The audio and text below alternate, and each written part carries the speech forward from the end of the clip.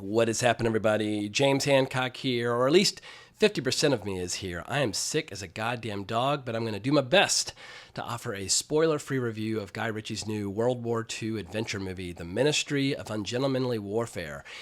And if you're wondering how I got laid so low, I picked up a legit case of convention flu at CinemaCon, and as a result, I didn't get to basically finish up my coverage of the convention. I didn't get to see Civil War in the theater, but I had a choice to make. Should I try and play catch-up and go see Civil War this weekend while it's still current and relevant? Or should I take advantage of my early access tickets that I picked up a few weeks ago and I realized I don't think I've got the energy or the strength to talk about political strife and political division and partisanship and all the crap explored in Civil War. But I do think I can talk about a World War II heist film or adventure film because it is a genre that has given me a lot of joy over the years and one that I'm very familiar with. But before I go any further, to avoid a coughing fit, a little ginger ale. I've been living off ginger ale and crackers for the last couple days. But let's start with Guy Ritchie. At this point, he's got an enormous filmography. He's been making movies for over 25 years. He's had a lot of ups and a lot of downs, and I'd say this movie's right around the level of something like The Man from U.N.C.L.E. Like, it's better than some of his recent movies like Operation Fortune or The Wrath of Man. I did see those, and I did enjoy those, but this is definitely not as strong as his gangster movies like Snatch or a more recent one like The Gentleman. And speaking of which, I love that movie, The Gentleman. I still need to see the show, which I hear is excellent. I know that Guy Ritchie, I think he directed 2 episodes of the recent show, but I've heard nothing but good things, and I'll definitely be getting caught up in the not-so-distant future. But I've also got to get caught up on Fallout. Anyway, getting sick screws up your whole schedule if you're a content creator because you basically just, well, anyway. I'm not here to piss and moan about catching a goddamn cold. Let's get down to it. This movie reminds me of this old expression a teacher of mine used to use back in high school where he would say, rugby is a sport for ruffians played by gentlemen, while soccer is a sport for gentlemen played by ruffians. And obviously it's a generalization, but the same holds true here. Are these characters kind of criminals and scoundrels and rogues and ne'er-do-wells acting like gentlemen, or a lady in the case of Eiza Gonzalez, I think that's how you say her name? Or are they sophisticated patriots indulging in some really nasty behavior in order to clear the Atlantic Ocean of German U-boats? Because it's 1942. Britain is in desperate need of American aid, but as Winston Churchill says in the trailer, Hitler is not playing by the rules, so neither are we. And the result, I would describe it as a lightly entertaining mix of heist, espionage, and ruthless R-rated carnage as this elite group of handpicked operatives gets released from prison, kind of Dirty Dozen style, to take out this base in Africa that's supplying munitions to German U-boats. And as it says here on Wikipedia, it's based on a 2014 book, Churchill's Secret Warriors, The Explosive True Story of the Special Forces Desperados of World War II by Damian Lewis. The film portrays a heavily fictionalized version of Operation Postmaster. I am a blank slate on Operation Postmaster, so I cannot confirm or deny, the veracity of some of the exploits and events in this movie. Because it's basically just a big, bloody action flick with the occasional touch of class or sophistication, like a comedy of manners and, spies and espionage and all that stuff. And they also throw in, just for good measure, some stuff involving Ian Fleming and his inspiration for the character of James Bond and how I came up with the infrastructure of James Bond reporting to M and that sort of thing. So if you're a James Bond aficionado, you will enjoy those light doses, but they're not the main thrust of the movie. But here's the reality when discussing these kinds of movies. There are a lot of good ones. I mean, they basically started making them during World War II, and they never stopped. And it's basically a genre unto itself. Some are very patriotic. Some are deadly serious. Some are all-time classics, like movies like Casablanca. But for me, the easiest comparison for a movie like this would be movies like The Guns of Navarone and Where Eagles Dare. And I think Guns of Navarone and Where Eagles Dare are superior, but it gives you an idea of kind of the tone and the style. And some might make comparisons to Dirty Dozen. Maybe Dirty Dozen is a better comparison, but anyway, in the 1960s, people just ate these kinds of movies up. And the premise of these movies is more or less always the same. A small elite team has to turn the tide of the war, save the day, save the world, and some of them are great, some of them are good, some of them are forgettable. I would say this one is just fine. Like I said before, it's lightly entertaining, and also I'm a mess. I can't even breathe. I've had fever. I've had vomiting. Maybe my judgment isn't entirely on point. However, there were some ingredients that I really enjoyed, and I'm going to call attention to them right now. So let's talk about the best part of the movie and the worst part of the movie, which happened to come in the form of Alan Ritchson as Anders Lassen. He's a maniac in this. It looks like in every single scene, he must have like just come out of the gym after an hour of like some serious powerlifting, because like his muscles are engorged with blood. Somehow this guy keeps getting bigger, and he's been big for a while, but I think he's recognized between Reacher and some other recent movies like Fast X. Now's his time to shine. So he's like, you know what? Give me whatever medical assistance it takes, but I'm going to the gym. I'm gonna get swole as hell, and he fucking delivers in this. Basically, every single scene is just a masterclass with him with a bow or a knife, just eviscerating dozens upon dozens of people. I think a good comparison would be the double machine gun rampage by Clint Eastwood and Where Eagles Dare, where you're like, God damn, Clint, like, calm down, like maybe tap the brakes a bit. Like you're going a little bit too psycho, even for World War II. But Alan Ritchson is just absolutely fucking hysterical in this. But the reason I say he's also the worst part, he's using an accent. Sometimes he's Danish, sometimes he's Swedish, but he's always... Anyway, the accent comes and goes. Sometimes he just sounds like Alan Ritchson, but the acting is subpar, but the action is glorious. And Guy Ritchie just holds nothing back. I mean, when he's cutting guys' throats or ripping out their spines or carving out their hearts or whatever the case might be, Alan Ritchson steals the show in each and every single scene in which he appears.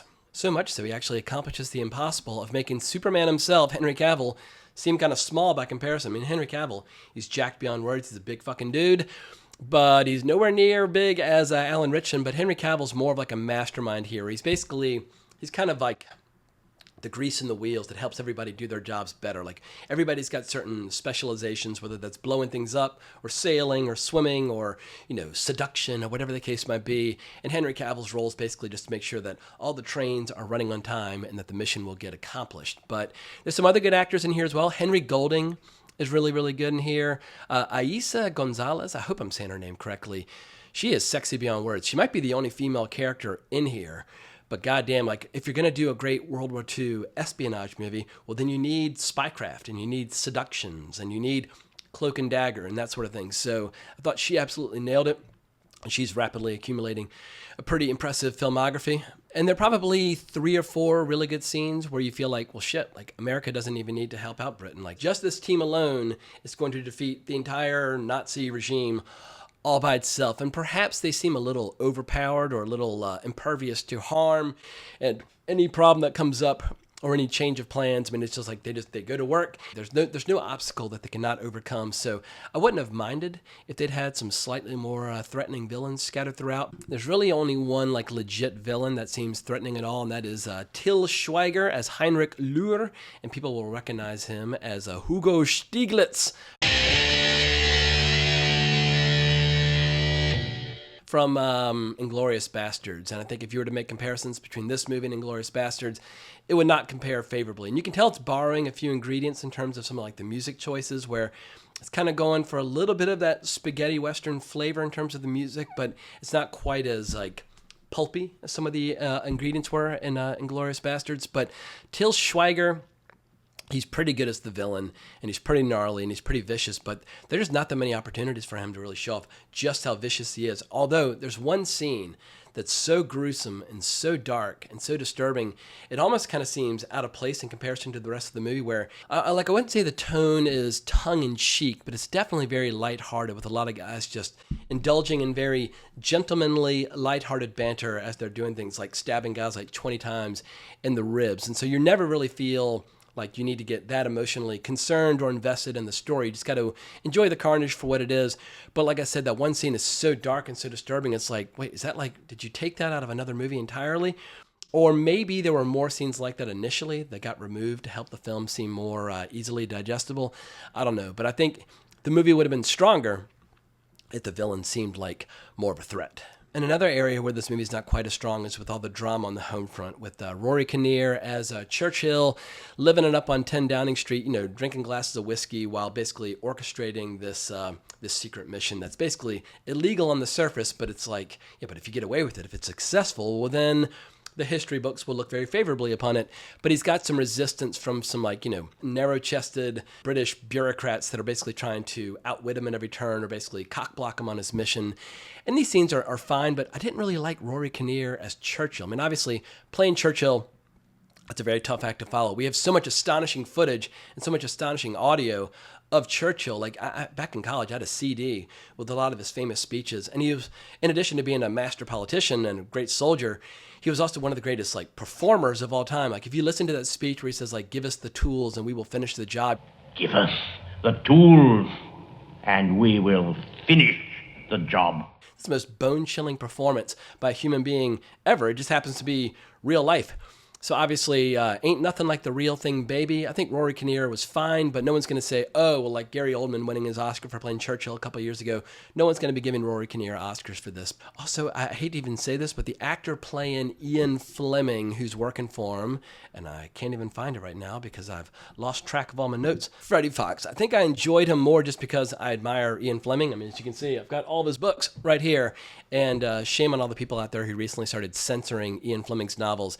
Either read them and enjoy them and make movies based on his work and just embrace everything about James Bond, or just leave it alone. But I can't stand this idea of basically trying to exploit recognizable IP, but at the same time not exploiting any of the qualities that made it unique in the first place. So if you are reading censored version of the James Bond novels, well then go online and find the original uncensored versions. But those scenes with Ian Fleming, I think I was just charmed because I like Ian Fleming, but they're not necessarily great scenes. And Cary Elwes, he's fine. I mean, he seems to be establishing a pretty long-lasting working relationship with Guy Ritchie, and yeah, that works for me. I've been watching Cary Elwes in movies since I saw him in The Princess Bride and one of the first dates that I ever went on way back in the day, so I'm a fan of Cary Elwes, but he's by no means the feature attraction in this flick. But just to end on a positive note, what I did like about this flick was its pure, unbridled depiction of hulking masculinity.